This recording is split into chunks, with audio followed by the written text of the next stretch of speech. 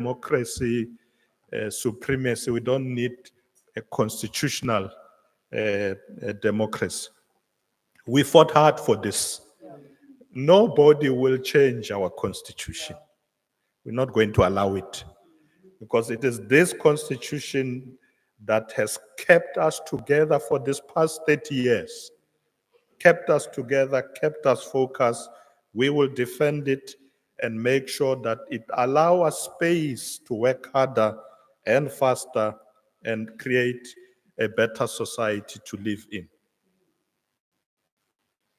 Interfaith leaders, we must further exercise our constitutional rights by participating in the upcoming election and casting our votes. With less than 26 days until the election, we must inspire each other and those we lead to do the same. We must influence to promote tolerance, foster peace, and pray for a peaceful election. I have seen some areas that there are tensions when people are campaigning. We do need tolerance as we go to the election. But it's important that people must go and vote. I was addressing young people recently at the University of Johannesburg, and I said to them, I've noticed that young people don't take elections seriously.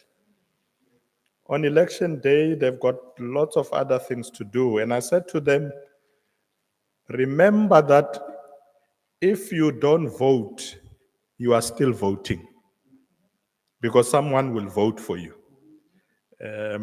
So don't complain, because you will get the leaders you deserve. Don't complain because you didn't go. So others will go and they'll vote for you. And then you'll come later trying to toy and all that. But others would have put the leaders they want because you were not there. So voting is very important, and we must encourage young people to go and vote because the future belongs to them. Future. Program Director, let me conclude. I was asked to make not a keynote address.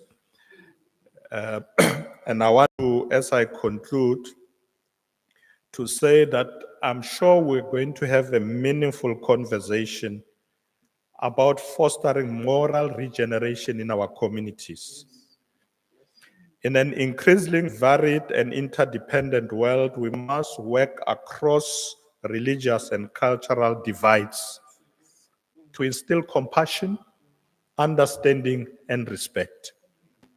At the same time, we cannot undervalue the role of governance in establishing frameworks and policies that uphold these values. And I'm happy that the ministers and deputy ministers are here so that they can talk to us about these.